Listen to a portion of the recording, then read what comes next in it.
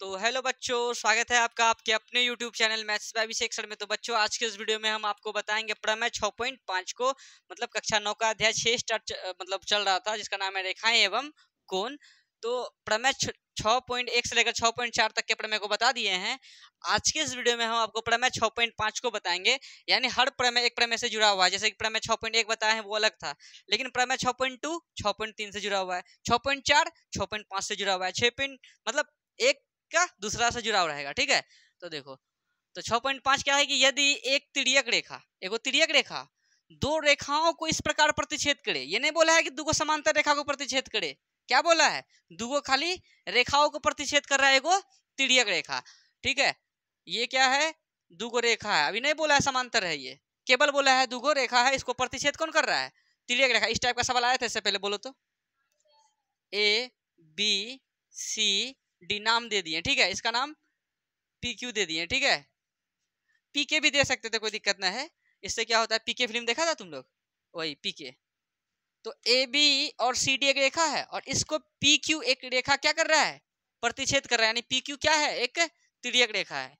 तो यदि एक तिर्यक रेखा है, तो तिर्यक रेखा दो रेखाओं को इस प्रकार प्रतिच्छेद करे, एक एक दो रेखा को इस प्रकार प्रतिच्छेद करे कि धुंधला है। ठीक है, देखो हो गया, ठीक ठीक है, ऐसे बोल देना, कोई दिक्कत ना, तुरंत ठीक हो जाए तो ठीक है, नहीं तो रोक देना। तो देखो, प्रतिच्छेद करे, समझ में आ रहा है, एगो तिर्यक रेखा दूगो रेखा को प्रतिच्छेद कर रहा है, और यहाँ क्या बोल रहा, प्रतिच्छेद करे कि इस प्रकार प्रतिच्छेद करे कि तिर्यक रेखा के एक ही ओर के अंतःकोणों का एक युग्म संपूरक है। बात दिया है, एगो युग्म क्या है, संपूरक है। बोले तो कोण एक और कोण दो, इन दोनों का योगफल कितना दिया है, संपूरक बोले तो 180 डिग्री दिया हुआ है। बात समझ में आ रहा है। तो दोनों रेखाएं परस्पर समांतर होता है, इस बात को प्रूफ करना है। बात समझ में आया, यानी हमें प्रूफ करना है ए बी समांतर सी डी, यही प्रूफ करना है। और ये दोनों का योग कितना दिया है, 180 डिग्री। इससे पिछला वाला प्रमेय क्या था, ये दोनों समांतर था, इन दोनों का योग 180 डिग्री प्रूफ करना था। अभी क्या दे दिया है, ये दोनों का योगफल, तभी क्या दिया था, ये समांतर ये, और इन दोनों का योग 180 डिग्री प्रूफ करना था, यानी संपूरक। अभी क्या है कि ये दोनों का योग 180 डिग्री दिया है, इनको प्रूफ कीजिए कि ये समांतर है। कोई दिक्कत है, चलिए ये भी वैसी टाइप से बनेगा। मान के चलिए अगर इधर क्या लिख दिए, कोण 3, तो कोण 1, देखिए ये ए बी क्या है, रेखा है। मान के चलिए यहाँ से यहाँ तक जो गुजर रहा है वो क्या है, किरण है। तो बताइए इनका योग कितना होगा, यानी ऐसा करके है, ऐसे इसका योग कितना होगा, 180 डिग्री। रैखिक युग्म से इसमें क्या है कि सबसे पहले जो दिया उनको लिखिए, क्या दिया है उस अपने ए बी समांतर सी डी कहाँ दिया है, दिया ही है कि कोण 1 और कोण 2 का योग कितना, कोण 1 कोण 2 बराबर 180 डिग्री। सिद्ध क्या करना है, सिद्ध करना है कि क्या प्रूफ करना है रे, हाँ, ये जो ए बी है ना इस सी डी के, अच्छा ए बी समांतर होगा सी डी का, इस बात को प्रूफ करना है। तो सिद्ध करना है ए बी समांतर सी डी, ए बी समांतर सी डी को प्रूफ करना है। कोई दिक्कत है। और अब हम लोग स्टार्ट करते हैं सिद्ध करना। अगर वीडियो में अगर फोकस खराब हो तो जरूर बताना, ठीक है। चलो अब एक बात बताओ, इनका योग कितना होगा, कोण 1 जोड़ कोण 3 बराबर 80 डिग्री। कैसे रे, रैखिक युग्म से। देखिए ये प्रमेय जो है आप लोगों का फाइनल एग्जाम में 5 नंबर में पूछता है, ठीक है, इसलिए अच्छे से रिवीजन कर लें। टोटल आपका छठा अध्याय में 8 प्रमेय है, 8 प्रमेय को हम आपको अच्छे से बता देंगे, रिवीजन कर लें। एक तो आपके एग्जाम में, फाइनल एग्जाम में पक्का एगो 5 नंबर में पूछेगा, ठीक है। चलिए अब चलिए इसका योग हो गया 100 डिग्री, ठीक है। और कोण 1 कोण 2 कितना है रे, कोण 1 प्लस कोण 2 का योगफल, ये तो दिया हुआ है, ये क्या है रे, दिया है।